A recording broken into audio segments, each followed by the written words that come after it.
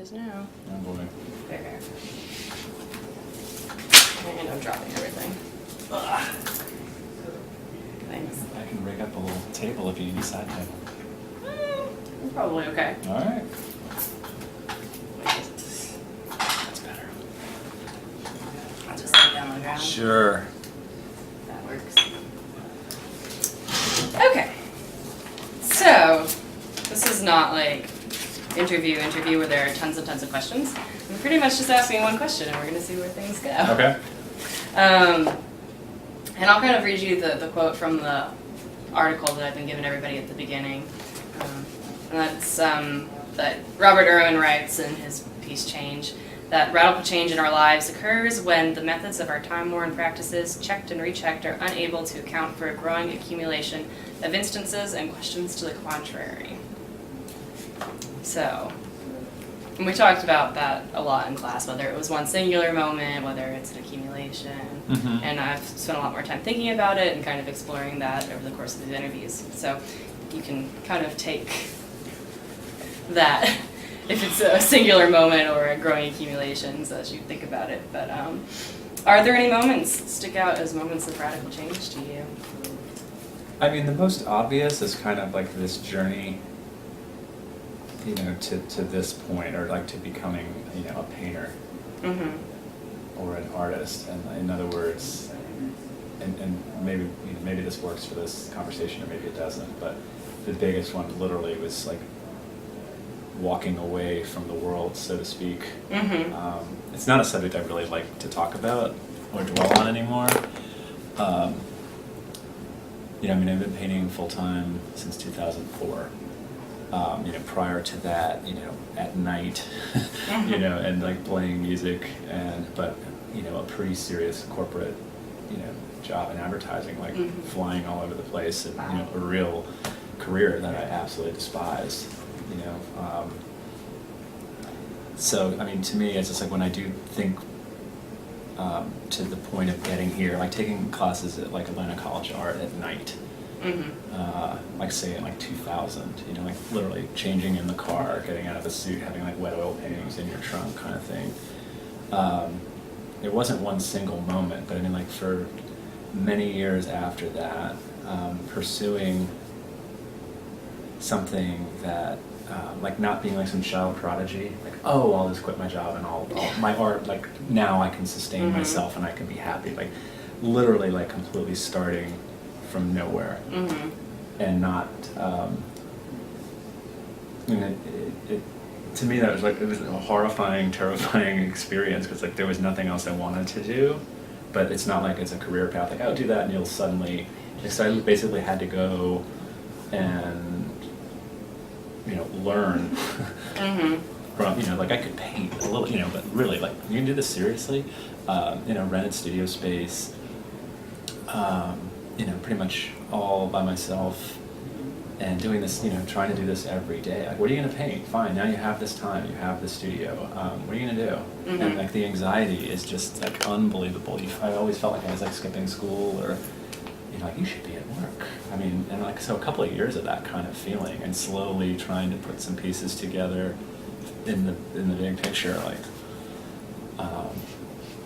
anyway, I mean, I don't know if you're talking that kind of radical change, but like when you don't necessarily know like what the outcome's going to be, like I think this is what I'm supposed to be doing with my life, this would make sense from like years of, you know, going to museums and galleries and collecting art, painting, you know, coming back to painting, and it's like, it's funny, it just keeps building. Like after a while, you know, there were some good moments that, you know, like either finally making work that could go out into the world, obviously having, you know, sales, or getting into galleries, getting into shows, like some kind of affirmation or validation, enough to kind of keep you going. And yet that line of, you know, kind of maybe where you think you want to be is always, it just keeps moving. Like the horizon is always like, yep, still not there, still not there. Which I think is good, is a healthy thing.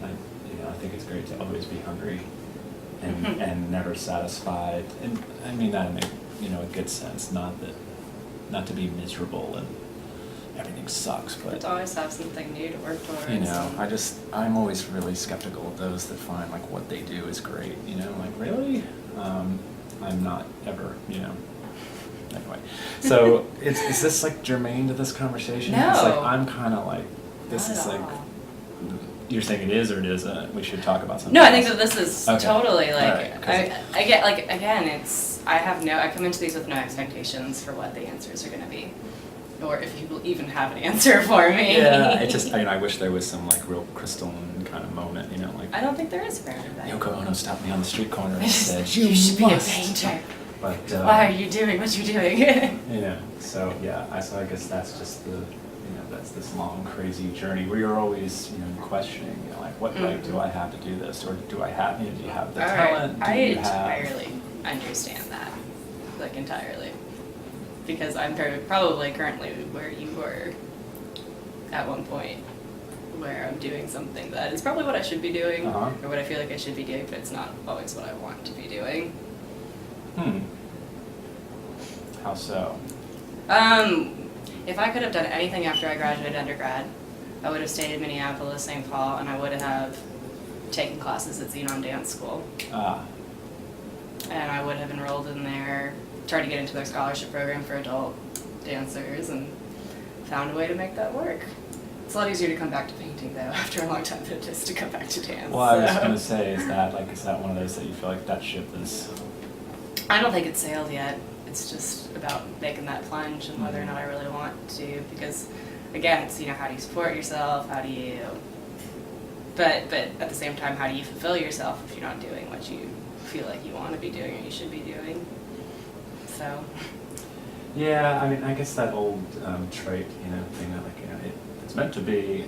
I'm not a fatalist, but you know, somehow each year I've been able to continue on and either like at least cover, like a good year was covering expenses, you know, like running a studio and, you know, your overhead, and then an even better year is when, wow, there's actually money left over. And it's funny, everybody, you know, that you meet always asks you, can you make a living with that? I just got insurance for our Lattice Works thing, so this guy's office is the first thing he said, did you make a living? And I was like, do you make a living doing this? yeah.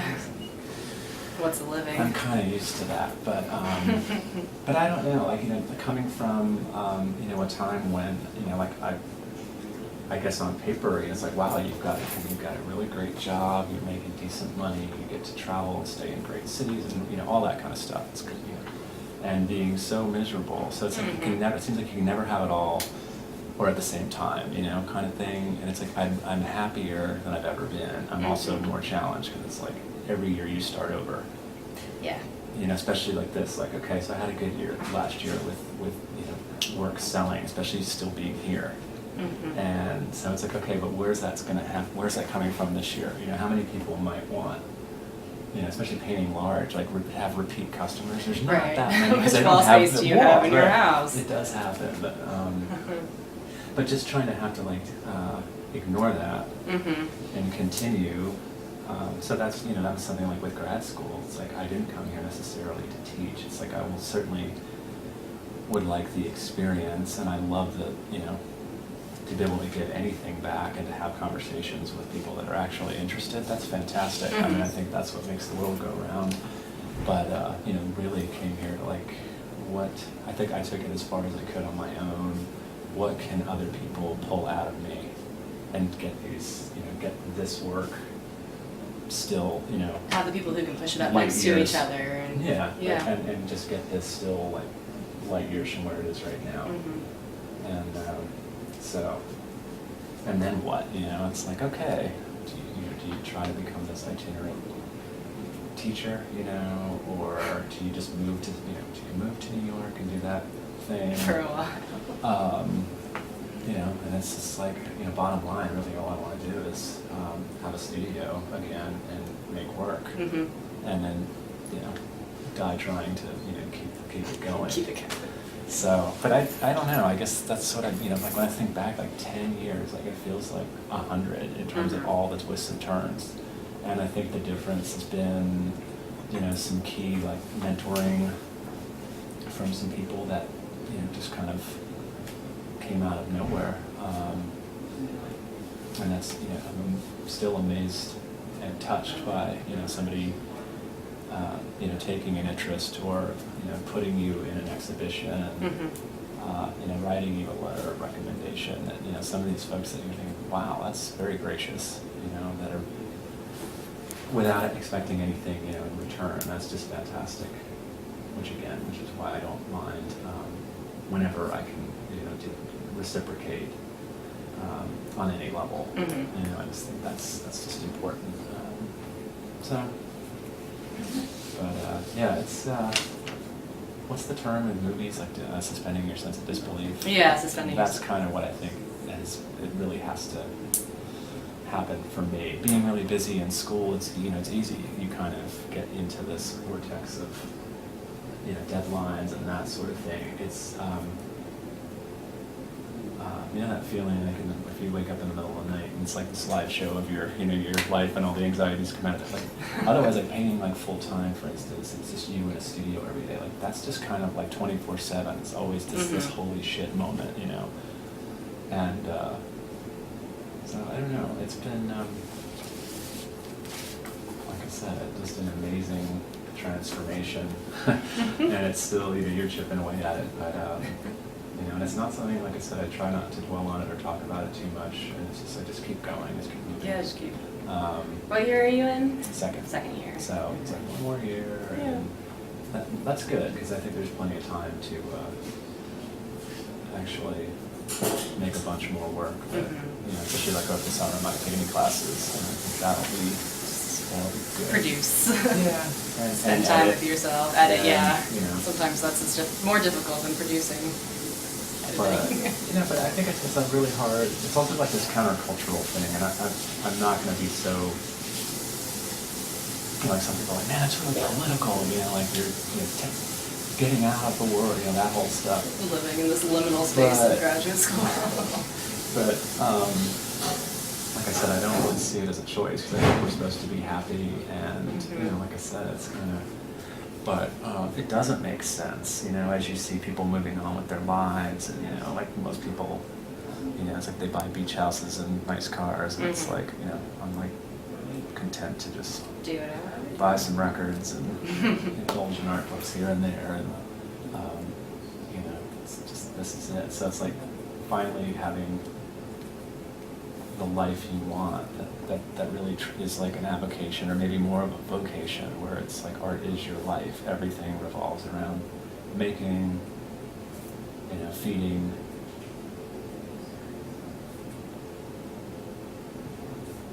It's just because you're always looking, and that criticality never shuts off, which, it's a blessing and a curse, because it's like, man, that sandwich, it was all right, that bread, it could have been a little, that's the part I hate. It's like, okay, but that's you. Your brain does yeah, now. It's like everything is a friggin' judgment.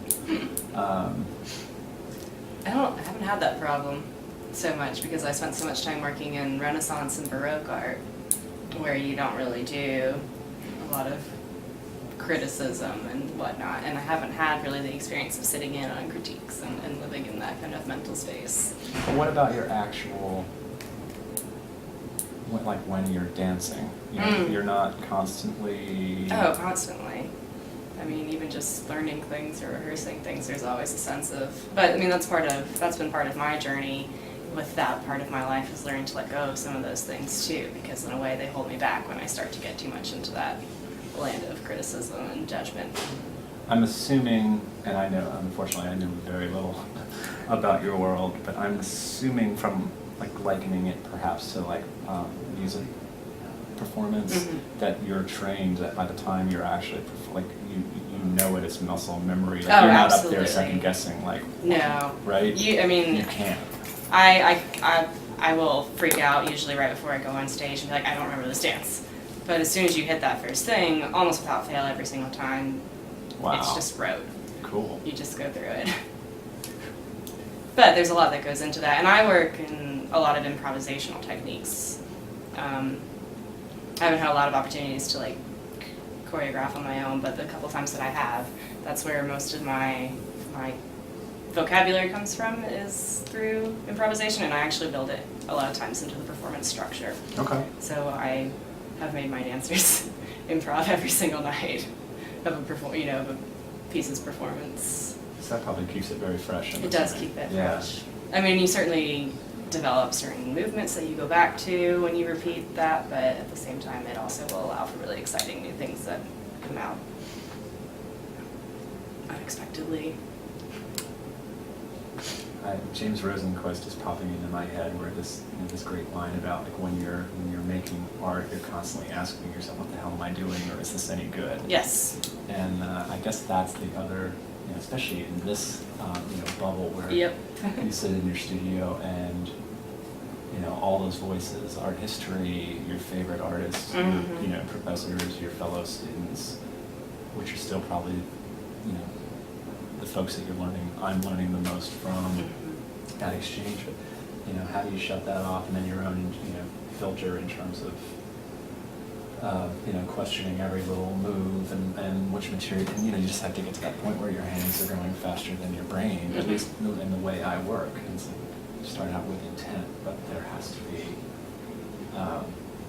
so how do you develop, I guess, the skin to live with the uncertainty and across the board. And I think that's the best thing.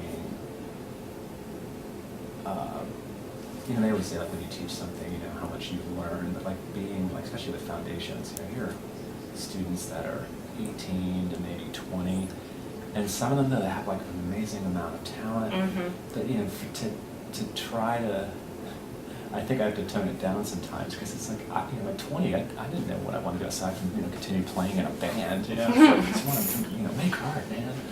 But to try to realize, like, wow, how far, what a journey it's been to get to this point.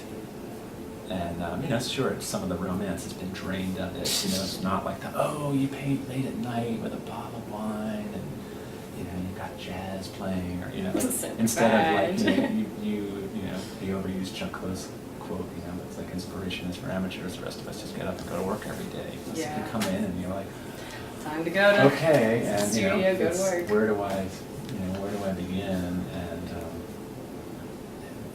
or can you work up the gumption for like creative destruction, which is a lot of what I do. It's like living with stuff that at the moment, like almost like an obstruction, like these weird organic shapes. Like what will those prompt? Yeah. Do they prompt the sander coming out? Do they, waiting for something to dry? But there's a lot of like accumulation and then reduction,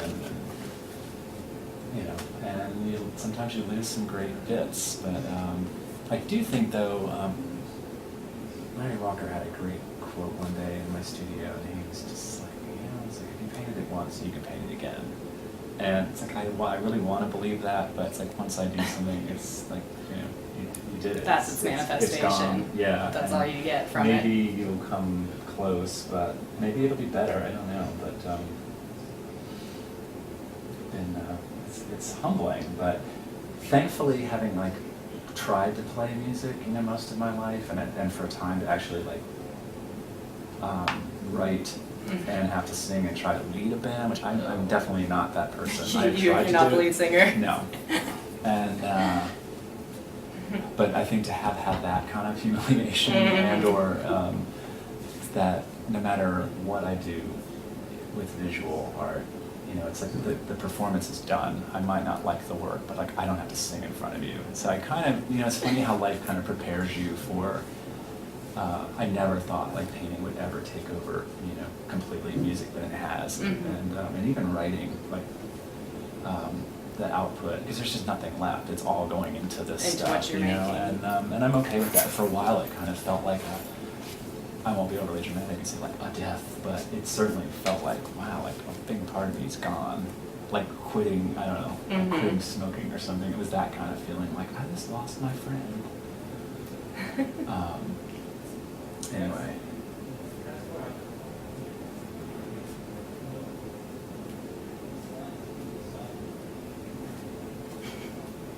It's like wah wah wah. No. Anyway, I mean, do you feel like, I guess this is kind of touched on it, but do you feel like these like changes have affected your work?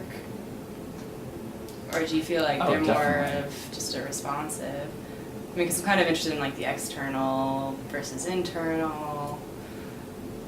Yeah, it's definitely, I mean, in terms of trying to find, without sounding, completely cliche written, but, what is in you? I think it's really easy in any discipline, like your first 10 paintings or first 10 songs, are probably going to be great because you've had all that bottled up. Yeah. And it's the next, like the joke about most bands, like, yeah, their first record's great, And then and they wrote it in a afterwards. week and recorded it, and then they're like, oh shit, now what? Now we have to do something else. But, I guess what I've seen, there are still marks,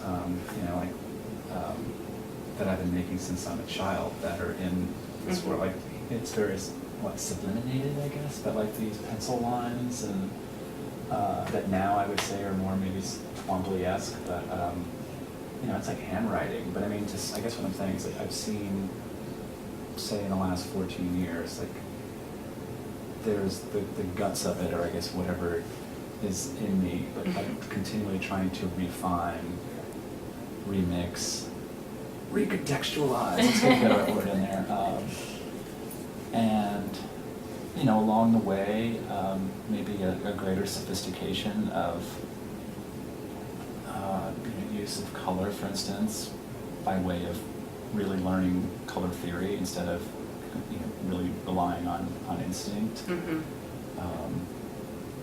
Deliberately trying to limit or shut out really strong influences to the point of like not even really looking at the work anymore of certain artists. It's just like get past it.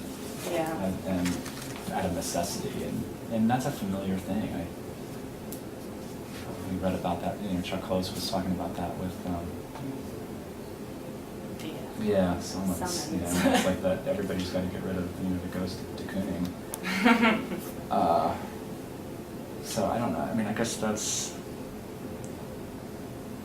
Obviously by suddenly taking it from like this, what was a refuge or something I liked to do, to suddenly, wow, this is kind of a job and a way of life. Like suddenly that really ups the game with what do you have to say? Why do you again, and why do you have the right to say it? Like there's a lot of stuff out there. So there's like that gun at your head that's, you want to be a painter? I mean, I get the magazines every month. You look through Art Forum, and so it's a good challenge. But I think that there's this constant trying to really dig deep and think, okay, there's got to be something else in here. Let alone, I mean, I tend to dwell on the formal. Now getting to content, it's like, okay, I'm still working in an abstract manner. When I came back to painting, I really had no interest in trying to do anything representationally. It was like doing math problems. So I thought, okay, if I'm going to do this, why do something that I really don't want to do? So, but working abstractly, it's like, how much content can you really have? Like, honestly, I know what people need for statements and all that, but I would rather have no bullshit. And I don't think formalism is a dirty word. Like, it doesn't mean you're Thomas Kincaid automatically. Right. No. And most paintings that come here really, it's about form, but I've really been trying to push, like, okay, I know what influences and what I like, but is it really in these paintings? Like, I really think like these are very different from me. Like there's no humor in these things. They're pretty serious. I guess that's part of my personality, but and should they be like more autobiographical? I don't know. I kind of like these two bumped up against each other though, because I see humor in this. I see like this is much more serious to me, but I see a sense of humor coming through in this a little bit. I think in the color choices and in the treatment of the different textures. I see it a little bit more there. And maybe that's why I like them pushed up against each other. Again, coming back to like kind of the more structured lineal or whatever. How linear this one is versus the way it kind of explodes when you transition over into this one. So I think it's there. Well, perhaps. I mean, and it's one of those, like, you can't really dwell on that too much or you'll go crazy, but, but trying to really continually write and maybe come up with, I'd love to have a statement that's a sentence long, but that's true and honest, and it's getting better, rather than, talking about liminal space and the dichotomy between, yeah. I mean, I still love work that can just, hit you in the gut or in the knees, and that makes you, that's exciting. And I'm choosing literally a medium that is, demands a slow read when people want video or they want something really quick, and that's it's my reaction to this time. I mean, I obviously am not a Luddite. I have a computer. I use a cell phone. But at the same time, like. There is kind of a, because I get that a lot, like, well, what do you have to add to, like, the contemporary dialogue, like, in other words, like, this is like a snooze fest, you're painting in oil, and it's like, that's, fine, you run along, and I still am fine with, dealing with work that maybe if you sit with for a little while, you'll have an experience, or it'll take you to another place. I'm okay with that, without it sounding really saccharine, but in terms of, the Ed Reinhardt kind of moment. But I mean, I think the moments that I've had, like, sitting with a Rothko, I don't necessarily need to know his real thoughts behind some of that work. I know how, he wants you to have this religious experience that he was having while he was painting them. But it doesn't matter. But, like, to sometimes watch the crowds, like, I'm thinking a moment in particular, like, when they finally, like, just all disperse and you're still just sitting, it finally quiets down and there are things happening there, and it's simple, it's, it's vibration, it's like that little monster there. I mean, wow, just put some really challenging colors on top and that field starts to activate and vibrate, and I think art's a different language, which, to paraphrase Joan Mitchell, and I don't necessarily know if I really care to figure it out all the time. A lot of my favorite musicians, like, I never knew what the hell they were singing. It didn't matter, but the sound of it. Right. That's why early REM is so great. Exactly. I always use that example. I mean, but it's the perfect example because early REM is some of, like, the absolute best music that you can come by, and you can't figure out a word that Michael Stipe is saying ever. Or you'd get a few and you'd be like, but.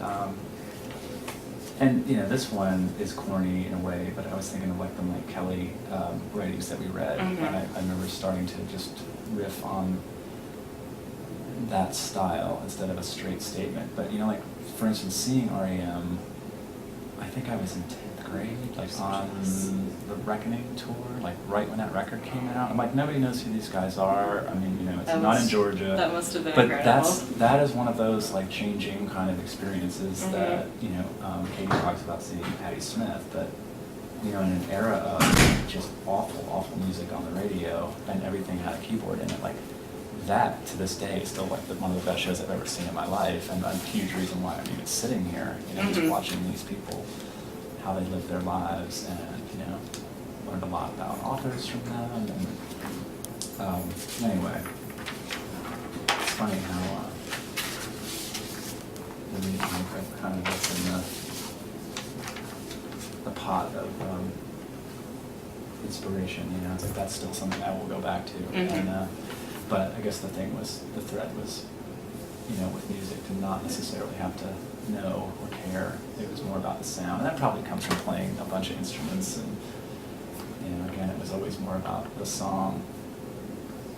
It's funny now to hear a lot of stuff that, like, growing up, thinking like being like in the car with my mom, like going to like hockey games or something, and listening to these lyrics. I'm like, oh my gosh, like, because you're in like grade school, you're not going to notice like how cheesy, like so much, like 70s rock. It was all like crotch rock kind of. Yeah. And I'm like, really? You just drove around? And she obviously just ignored it. But I just didn't think anything of it. No. It cracks me up. Like, oh shit. I did not realize that. Oops. Anyway, I'm getting us way off. It's okay. Way off topic. I think it's all related. Somehow. I think it is. REM was part of my radical change too. One of my moments. Discovering Automatic for the People. Wow, okay. in 8th grade. It's a big Yeah, moment for me. That was a long, That was a big moment for a me. long time ago. But,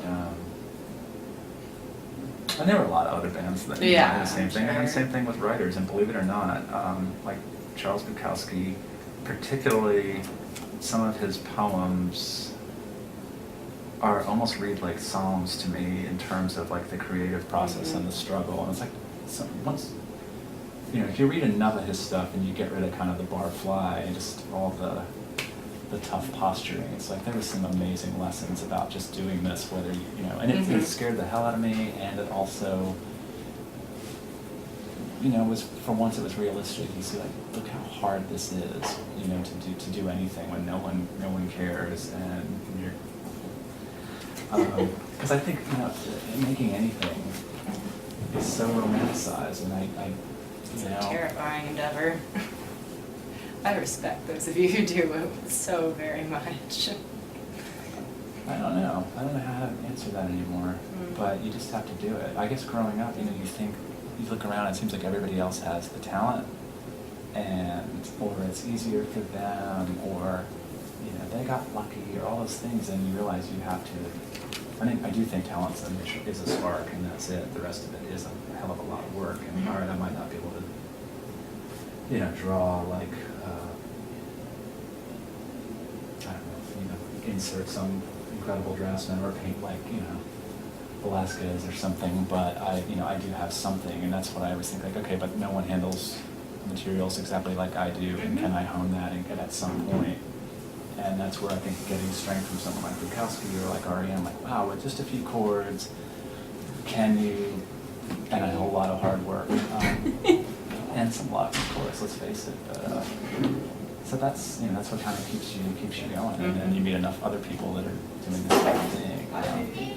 But yeah, it's nuts. That's what, because again, the world says, no, go get a job and save money and be practical, and all of that, and so I just think, luckily, like, I think from day one of like getting out of college and getting a job, I think I always knew, like, always was looking for the escape hatch, and I remember picking up quote, the talent for like video shoots for stuff they were shooting, and in comes this actress from New York, and I had just gotten to Atlanta, and it's like, how, that age old, how are you doing this? And I remember her telling me that she had a corporate background, but she was talking about this notion of the survival job. The survival job. And I remember early, she's like, save any scrap that you can, and that's very good advice, because you don't think about that, but like, I never wanted to be a star. Who the hell wants to be a starving artist? Like, I got out of school, I couldn't afford that, like, $70 tube of paint right there. That's how much that costs. Oh, Yeah. good God. So, there were years where I could not afford to paint at all. I didn't, and on a great advertising salary, but I always was just thinking, like, somehow, I gotta try. You gotta make it work for yourself. So that's been, I'm at least thankful that I took that plunge. It hasn't always been fun, as I said. It was some really, really rough years, but I always think of John Curran. It's not like, like, oh, you quit your big job and then you're John Curran making $1 million painting. You're just some schmuck in a studio, like, go to New York, look at how many people, the streets are lined with really talented artists, So, I hope that doesn't sound really negative, because it's like I get up and I do it every day, Yeah, and I look forward to it. It's just like there's a heavy realism, but you do have moments that are fantastic, and it's not necessarily just like, oh, I sold a painting, but sometimes it's a discovery in work that you're making, or just satisfaction and wow, I'm doing what feels natural, and maybe a career will eke out of it, and maybe not. Maybe some of the doors will open, and that I'm cool with. So it's like, at least for however long that I'm able to do this, I'll do it, and that's I think that's all you can ask. But that's about it.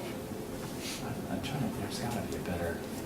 I think that's perfectly Yeah. perfectly legitimate. I don't think it has to be some great big earth-shattering moment at all. That was when, like, in class, I threw my example out there of my radical change, and Refresh my. it was just kind of this experience that I had in undergraduate coming to like really modern, somatically based dance, and it was a long process. I can pick out key moments in it, but it was almost like kind of got shot down as not being a radical change because it didn't happen in one great moment. But going back to that quote from the text, I was like, it doesn't have to be one great big moment. If it's one great moment, though, I mean, that almost sounds like that's a car crash, or that's right. Like that's something. You had a heart attack. I mean, like a lot of this stuff, if it's like we're talking like life changes, how can it just be because nothing's quick? I think there are moments where your world is shifted in a minute, but I think more often it's these slow accumulations. I mean, I really like the idea of that. Yeah. Where you're trying to ignore change, this basic fact of the universe, and you're trying to ignore it, and then finally you just can't ignore it anymore. I mean, I would have loved for this to have been more instantaneous. It's like even when you're leaving, like say leaving a career, like it couldn't happen fast enough. Like all that kind of stuff. That was that's like kind of years in the making to make that happen, and then. I was really trying to search through my brain for what was instantaneous. I don't know. And a lot of these people that have become very important in my life. It's like, those, just to be in the circles, to meet some of these people, like that took work. That took going to wherever, and sometimes being very uncomfortable, like getting to know people and. I don't know. I don't think there are any shortcuts in this, but. I think it's partially learning to acknowledge those questions you're having and start to try and find answers to them. That's good. I think that's part of it. Yeah, I'm not sure of anything else. I feel like I've already talked your ear off. But so how is this going to manifest itself? Are you quoting people by name, or are you? I mean, I don't know. I just was curious. Like, right now, my plan is to do a WordPress site that I'm gonna probably password protect, just because. And I'm going to put up all my notes and. Whoa. I mean, probably just scanned in, and I'm trying to. Collecting images of people's work if they want to share that with me to put up, and each one will kind of have its own separate page or post, I guess. It's not going to be particularly graceful, but no, that's fine. I'm uploading the interviews because I don't think I'm going to have time to transcribe 10 interviews that are 30 minutes long, so... That's endless. Yeah. Okay. But, yeah. Is that okay? I mean, if it's not okay, I will just post. No, it's not. I can go back through. I think it's probably just a snooze fest, but if anybody wants to it's listen more to of, well, and it's there if anybody wants to listen, and they can skim through my scribbles from each one. That's fine. But it's more of just kind of a way to archive and compile it. No, I think it's smart. Yeah, it's really just an interest in archiving it because I think it might be a project to keep doing too. Because I think it's been really interesting for me to get out and talk to people and learn more about the people who are in this building with me all the time. No, I think it's great. I wanted to do something, because again, I thought like I would put my espresso machine on a cart and I would show up and, and do my little, and maybe, nothing saying I could still do that. But, luckily it's really impromptu these days, but even like last Friday night having some folks that I don't, like from Sculpture, that I don't see too often in here, and, suddenly, and that's always really dynamite, when it's like they want to be here, they want to talk this stuff. Yeah, exactly. And I want to, have an excuse to do more of that because I'm not outgoing enough necessarily just to like walk into people's studios or make the time in my day and be like, hey. I think most people though are always willing to have people. I think so. It's just that, because you also feel like you also don't want to let the ego back. It's like, oh, come on in, and because there's that fine line, and I feel like in this maybe it's almost like be careful, because like once you start talking, you're just like blah, blah, blah, and you're probably like enough, yeah. I don't need to hear about your pain. So, but I'm always happy to to kvetch or converse or in any fashion. Yeah. But it's work. It really is to do that. But that's been the best thing about grad school, I Right. think, to just be able to, even like I say, being at like a normal bar and bumping into people and having these Exactly. great conversations Exactly. that 9 times out of 10, you get beyond yourself, which is fabulous. Mhm. It's not like I'm doing, and that thus you're fed, which I think is fabulous. Yeah. No, again, like that's one of the big motivations. Because last semester I was feeling really unfulfilled in terms of like the fact that I was around the same 10 people every single day. And I mean, it's great. They're great people. I really Right. like being around them. I love everybody in the program. But like starting this class really gave me a sense of how many other people there were besides myself here that are really interesting people doing interesting work. Yeah. Who are just fun people to run into and stuff. So. And it's hard. I mean, like even like photo people, like it's really hard to see them, Mhm. and like we never see you folks, and you never see us. 'Cause Right. We're on opposite But the ends, crazy thing and- is we're on the same floor. It drives me crazy I know, that but we're I- like not even 100 yards away from each other, and we, I've never been over here before. Yeah, I mean, and it's easy to blame the building for it, It but is I mean, easy. it's also people are busy, but We tend to like just stay in our comfort zones. But aside from the printmakers downstairs, but also because we've had classes, that's why I think it'd be great if there were a few more like seminar type classes that we Where- all can kind of cross Right. pollinate in, because It's- it is kind of hard to. It is really difficult, but it's been very energizing for me being in that class and like doing Yeah, these yeah. interviews. After every single one I've done, I felt very like Cool. So you really get really 10. good. Yeah, that's what I'm hoping to get somewhere around. That's fabulous. I think this is 6. That's Or good 6. for you. I need to try. I'm trying to get. I'm gonna try and get a couple more people outside of class. If you know anybody in painting and drawing, just not in class with us. I mean, do you want anybody? I'm thinking like Brock Gordon or someone like that who graduated last year, who's teaching 2 classes, like somebody like that for maybe a different perspective. Yeah, that might be interesting. Or like, I think a fantastic conversation we've been written. I talked about it. It was great. Oh, you did? It was fantastic. I think you may have told me that. It's okay. There's a lot going on in the brains right now. I mean, yeah, Yeah. that's a great one. No, he was wonderful. And I talked more time. What's the other Oh, yeah. faculty person? I should try and get Mark probably. Callahan? I gotta talk to Mark, but we've been so busy because Oh, we're you, visiting yeah, artists. yeah. And I was just like, hey, I feel like it's That's kind of right. awkward to be like, You're hey, kinda- Mark. Kind of, Like, he's kind of a boss. But I think I might just go ahead and ask him anyways. He's a great person. other painters. I mean, even students, if you think of anybody, just shoot me their name. You're not an undergrad, are you? I'm trying to keep it to, that's because what I I think thought. that you guys are a little bit more introspective about, for the most part. I think that there is some. We're all just. But I think you've consciously decided to come back and do this, and so you're being really intentional about art making a big part of your life in a way that I don't know if they know that they're going to do that yet as undergrads. Some of them. No, and that's fine. Like I Yeah. said, I mean, when I do find people that have that, I'm like, how the hell How do you have this already? Yeah, that's what blows me The away. wisdom of someone far beyond your Yeah, years, but- young age. Yeah. But for the most part, because I know a couple undergrads, and they're wonderful people, and they are most of them are pretty mature, but I think I want to keep it to people who are in their professional development phase of their careers, so to speak. Yeah, I don't know, I mean, like, I guess I just overlooked one of the biggest things even was, grad school, and just thinking like, okay, I'm not knowing, from an age perspective, Mhm. even like, oh my God, like, what am I getting myself into? Like, I haven't been to school. To school.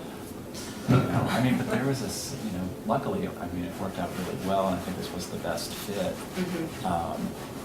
where it wasn't like, who's the creepy old guy in the corner, but, in some cases, like, there are people that are right out of that. Yeah. And it's like, luckily, we kind of get along, but, that was a huge fear on my part, like, wow, this could be, really uncomfortable. Mhm. But then you just have to say, fuck it, Yeah. and do These it. are you, And, people. when I think of some of the other programs that, like I really was weighing, I'm like, oh, thank God I didn't do that. It would have been so much more politics. I mean, this is very laid back. I It have to say, in a seems good- like a in really good laid way. back It's just program. like, everybody, we're all kind of, People seem to very get along. stressed, but yeah, people get pretty along, and well. you have room to just kind of do your thing. And Yeah. There's not all the drama compared to friends that are in, you know, other programs. Just like, I don't know how you deal with that. Yeah. Just like these, you know, bastions of hipster, you know, Oh, cool art kids. Like, oh. But yeah, there doesn't seem to be a ton of that here There really at isn't. all. It's amazing. Which is so funny considering the general population of this town. Yeah, because I remember thinking like, wow, Athens, like Lamar Dodd, that's going to be like ground zero, and it's really. It's not, particularly in the MFA program. Although I'm always surprised by the kids I see running around for foundations and stuff, or Yeah, you know, it's they're not. pretty, straight laced, which is, you know, I'm all right with that. Like, if you're weird and you're really weird, that's great, but like weird for weird's sake is annoying as hell. Yeah, you it's know? not the way to be. I don't have time for that. Not at all. So, anyway, this is kind of a day in my little life. But, yeah, you're welcome anytime. Okay. Might try and pop over and visit people more often now that I've been in their space once or twice. I probably, when I leave, though, this will probably be my new, that's probably what I need to focus on is my tape sculpture. Your tape Or sculpture, my, or my gutters, which I have been told I should just exhibit those instead of. Yeah. That was the best one. I'm like, really? You want me to mount those on the wall? Okay. I'm gonna go back to planet Earth now. Well, if you want to send me any images of your work. Cool. Okay. These are really kind of, these are almost like sketchbook pages in my mind I right kinda now. like 'em, You but- could have these, or I could give you something more finished, but. It's up to you.